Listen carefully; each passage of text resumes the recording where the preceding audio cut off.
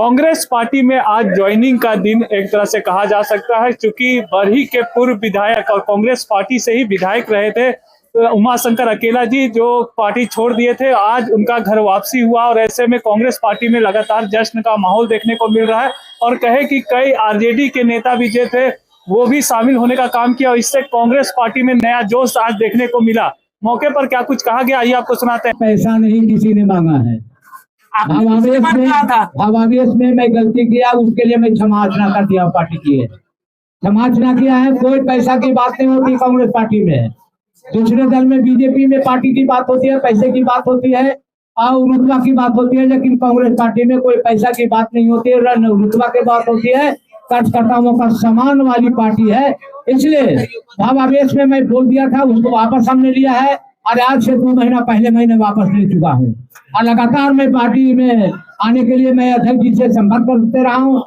आज हमें सम्मान मिला है और मैं निश्चित तौर पे आपके माध्यम से मैं चाहूंगा कि उतनी छोटा नागपुर में हमें जिम्मेवारी दिल्ली जो अध्यक्ष महोदय देंगे तो 26 सीटें 28 सीटें हैं, जितना भी होगा हम पूरी ताकत के साथ कांग्रेस पार्टी के प्रत्याशी को चुनाव दिलाने का काम करेंगे। ये हम अध्यक्ष जी को विश्वास दिलाते हैं। एक्चुअली समाजवादी पार्टी का यहाँ कोई बेस नहीं है। यहाँ गए थे, ये कहाँ करते नहीं गए थे, लेकिन उनका बेस नहीं है। उनका नेता को झारखंड के प्रति चिंतित नहीं है, चिंता नहीं है। मैंने कई बार बोला अखिलेश जी से कि जब तक आप कांग्रेस पार्टी से कोई समझौता नहीं करेंगे तो आपका पार्टी का यहाँ विस्तार नहीं हो सकता है। अखिलेश जी, 2 करोड़ का आरोप का जो मामला था आपने उस समय लगाया था कि 2 करोड़ में कांग्रेस में टिकट बेचा जाता है, अगर आप 2 करोड़ डोनेशन देते तो क्या हुआ अभी? मैंने प्रोजेक्ट भवन में 2 करोड़ के बारे में हमने बोला था कि अब ऐसा हमने भावावेश में बोला है कि कोई।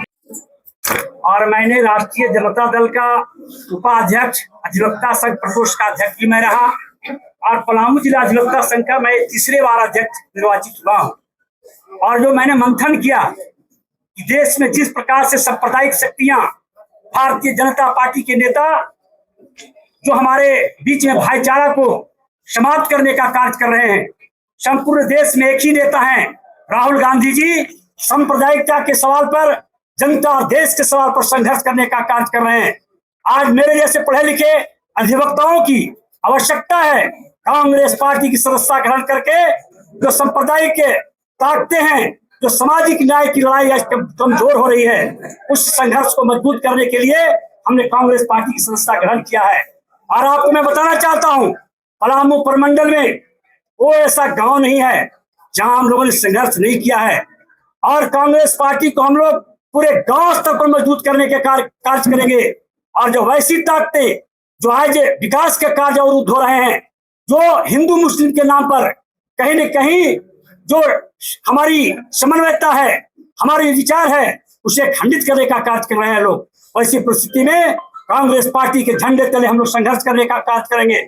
और संपूर्ण झारखंड प्रदेश में हम आपके दावे के साथ करना चाहता हूँ, पलामू प्रमंडल में 2 सांसद और 9 एमएलए का वहां पर सीट है। कांग्रेस पार्टी की मजबूती के लिए हम लोग बिल्कुल आगे बढ़ने का कार्य करेंगे। और गांव गरीब जो आज कहीं न कहीं कुंठित हो रहे हैं, आज उनको कोई सुनने वाला नहीं है, कांग्रेस पार्टी को से वैसे लोगों को हम लोग सुनने का काम करेंगे और कांग्रेस पार्टी को मजबूत करेंगे। सोनिया गांधी और राहुल गांधी, प्रियंका गांधी के हाथों को मजबूत करेंगे। मैं रामदेव प्रसाद यादव, अधिवक्ता संघ का मैं अभी अध्यक्ष हूँ।